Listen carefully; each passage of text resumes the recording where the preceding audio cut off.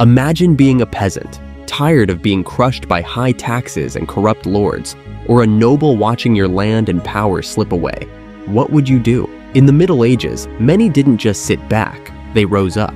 From peasant revolts that sent shockwaves through kingdoms to noble rebellions that threatened the crown, medieval Europe was no stranger to brutal uprisings. These weren't just minor disputes, they were full-blown wars that brought destruction, chaos, and a thirst for revenge. Today, we're diving into the most violent and dramatic rebellions that shook medieval kingdoms to their core, and some even changed the course of history. The Peasants' Revolt of 1381. One of the largest and most famous uprisings in medieval England was the Peasants' Revolt of 1381. Sparked by high taxes, serfdom, and general discontent with the ruling class, the rebellion saw thousands of peasants rise up against the English government. The final straw came with the introduction of the poll tax, a heavy burden on the already struggling peasants. Led by figures like Wat Tyler and John Ball, the rebels marched on London, storming the city and attacking royal officials. They even killed the Archbishop of Canterbury in their bid to be heard. For a moment, it seemed like the entire kingdom was on the verge of collapse. However, when the young King Richard II met with the rebels, promising reforms, the tide quickly turned. Tyler was killed during negotiations, and without their leader, the rebellion was crushed. Despite the brutal aftermath, including the execution of many rebels, the revolt marked the beginning of the end for the feudal system in England, leaving a lasting impact on society. The Jacquerie of 1358. Over in France, the Jacquerie was another brutal rebellion that erupted in 1358 during the chaos of the 100 Years' War. Peasants, already suffering from high taxes, famine, and the devastation caused by English armies, had reached their breaking point. Named after the derogatory term for peasants, Jacques, the revolt was fueled by hatred of the nobility, who were seen as corrupt and exploitative. The rebels attacked castles, slaughtering nobles and their families in a violent outburst of rage. However, the rebellion was poorly organized, and when the French nobility retaliated, the peasants stood little chance. Thousands were massacred in retribution, and the Jacquerie was crushed with shocking brutality. Though short-lived, the rebellion exposed the deep social divide in France and the growing unrest among the peasantry. The Revolt of the Chumpy of 1378. In Italy, the Revolt of the Chumpy in 1378 stands out as one of the most dramatic uprisings in medieval Florence. The Chumpy, or wool carders, were part of the city's lower working class, and their revolt was driven by economic inequality and exploitation by the ruling elites. They demanded political representation, better wages, and the right to form their own guilds. For a brief period, the Chumpy managed to take control of Florence, forming a revolutionary government. However, their rule was short-lived.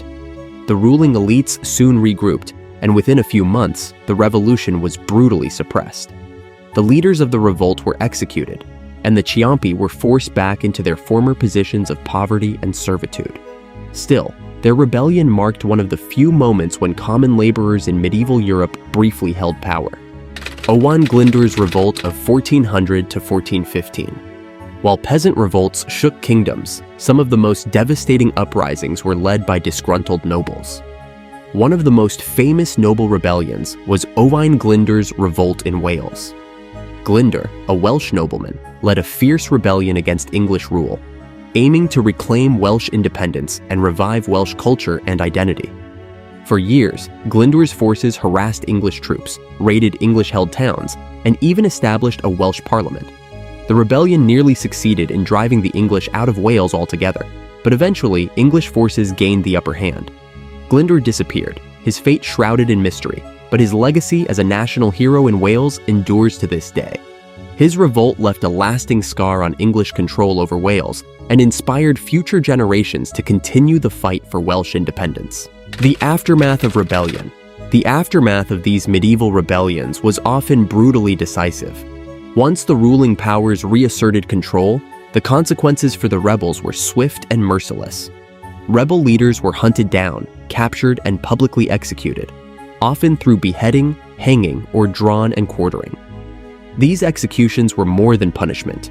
They were carefully orchestrated public spectacles, intended to send a clear message to anyone else thinking of challenging the established order. Entire towns that supported the uprisings could face collective punishment. Some were razed to the ground, and others saw their citizens enslaved or heavily fined. In many cases, additional taxes were levied on the surviving populace as both a financial penalty and a reminder of their defeat. Lords who had sided with the rebels often lost their lands and titles, while others were forced into exile or imprisonment.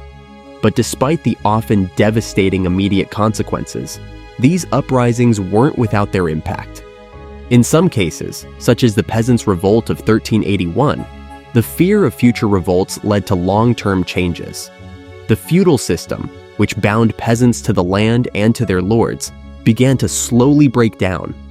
The ruling class, while brutal in suppressing the uprisings, often realized that some concessions had to be made to prevent further unrest.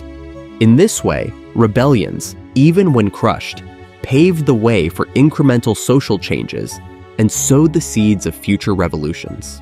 The rebellions of the Middle Ages were more than just violent uprisings. They were a reflection of deep societal frustrations, where the oppressed dared to challenge the powerful. These revolts, whether led by peasants, workers, or even nobles, tore through the fabric of medieval kingdoms and shook their very foundations. Though often brutally suppressed, the echoes of these rebellions continued to reverberate through history. Each rebellion, no matter how quickly it was crushed, left a mark.